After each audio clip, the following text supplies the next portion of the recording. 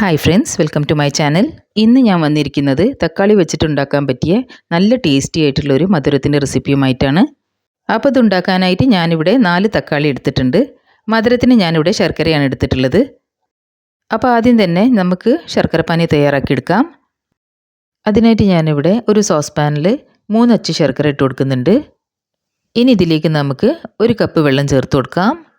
ശർക്കര തന്നെ വേണമെന്നൊന്നുമില്ല കേട്ടോ, നിങ്ങൾക്ക് വേണമെങ്കിൽ പഞ്ചസാരൻ്റെ സിറപ്പും തയ്യാറാക്കിയെടുക്കാം. ഇനി നമുക്കിത് അടുപ്പത്ത് വെച്ച് കൊടുക്കാം. ഒരു മീഡിയം ഫ്ലെയിമിൽ വെച്ചിട്ട് നമുക്കിത് തിളപ്പിച്ചെടുക്കാം. ഇപ്പോൾ അത് നന്നായിട്ട് തിളച്ച് കിട്ടിയിട്ടുണ്ട്. ശർക്കരയൊക്കെ നന്നായിട്ട് മെൽറ്റായി കിട്ടിയിട്ടുണ്ട്.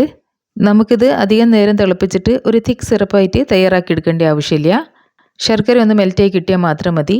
അപ്പം നമുക്ക് ഫ്ലെയിം ഓഫ് ചെയ്തിട്ട് ഇതൊന്ന് തണഞ്ഞ് കിട്ടുന്നവരെ മാറ്റി വെക്കാം. ഇനി ഞാനിവിടെ തക്കാളിയൊക്കെ നന്നായിട്ട് കഴുകി വൃത്തിയാക്കി എടുത്തിട്ടുണ്ട്. ഇനി ഇത് കട്ട് ചെയ്തിട്ട് നമുക്കൊരു മിക്സി ജാറിലേക്ക് ഇട്ട് കൊടുക്കാം. വെള്ളം ചേർത്ത് കൊടുക്കാണ്ട് വേണം നമുക്കിത് അടിച്ചെടുക്കാൻ. ഇപ്പോൾ ഞാനിതിവിടെ അടിച്ചെടുത്ത് കഴിഞ്ഞിട്ടുണ്ട്. ഇനി നമുക്കിത് ഒരു ബൗളിലേക്ക് മാറ്റി കൊടുക്കാം. അപ്പോൾ അതിനായിട്ട് ഞാനിവിടെ ഒരു ബൗളിൽ ഒരു അരിപ്പ വെച്ച് കൊടുത്തിട്ടുണ്ട്. ഇനി അടിച്ചെടുത്ത തക്കാളി നമുക്ക് അരിപ്പയിലേക്ക് ഒഴിച്ചു കൊടുക്കാം. ഒരു സ്പൂൺ വെച്ചിട്ട് നമുക്കിതുപോലെ തക്കാളി അരിച്ചെടുക്കാം. ഇപ്പോൾ തക്കാളിയിൽ നിന്ന് നമുക്ക് ഇത്രയും വേസ്റ്റ് കിട്ടിയിട്ടുണ്ട്. അപ്പം ബാക്കി വന്ന ഈ തക്കാളിൻ്റെ വേസ്റ്റ് നമുക്ക് വീണ്ടും മിക്സി ജാറിലേക്ക് ഇട്ട് കൊടുക്കാം. ഇതിലേക്ക് ഇനി 1/2 കപ്പ് വെള്ളം ചേർത്തിട്ട് വീണ്ടും ഇത് നന്നായിട്ടൊന്ന് അടിച്ചെടുക്കാം. ഇപ്പോൾ ഞാനിതിവിടെ അടിച്ചെടുത്ത് കൊണ്ടുവന്നിട്ടുണ്ട്. ഇനി ഇതൊന്നും കൂടി നമുക്ക് അരിച്ചെടുത്തിട്ട് ബൗളിലേക്ക് മാറ്റി കൊടുക്കാം.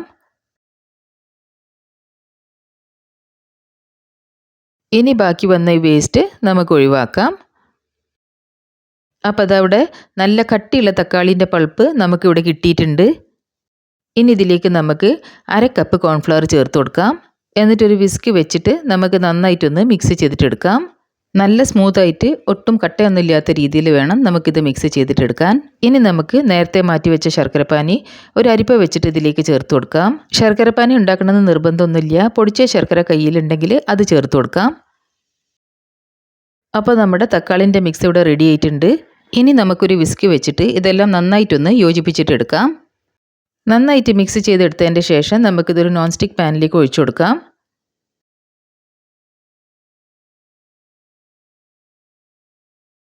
ഇനി നമുക്ക് ഫ്ലെയിം ഓൺ ചെയ്തിട്ട് ഇതൊന്ന് കുക്ക് ചെയ്തിട്ടെടുക്കാം. ഇതിനി നമുക്ക് ഒന്ന് ബോയിലായി കിട്ടുന്നവരെ നിർത്താണ്ട് ഇളക്കി കൊടുത്തുകൊണ്ടേയിരിക്കണം. കോൺഫ്ലവർ ചേർത്ത് കൊടുത്തതുകൊണ്ട് ഇത് പെട്ടെന്ന് തന്നെ കട്ട കുത്തിപ്പോവും.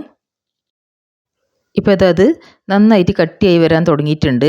അപ്പോൾ ഈ സമയത്ത് നമുക്കിതിലേക്ക് 1 ടീസ്പൂൺ നെയ്യ് ചേർത്ത് കൊടുക്കാം. വീണ്ടും കൈ വിടാണ്ട് തന്നെ നമുക്കിത് ഇളക്കിക്കൊണ്ടിരിക്കാം.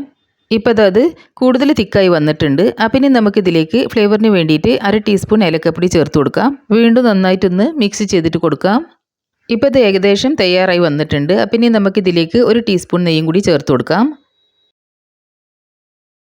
ഇപ്പോൾ പാൻ്റെ സൈഡൊക്കെ വിടാൻ തുടങ്ങിയിട്ടുണ്ട്. നെയ്യൊക്കെ ഒന്ന് തെളിഞ്ഞ് വരാൻ തുടങ്ങിയിട്ടുണ്ട്.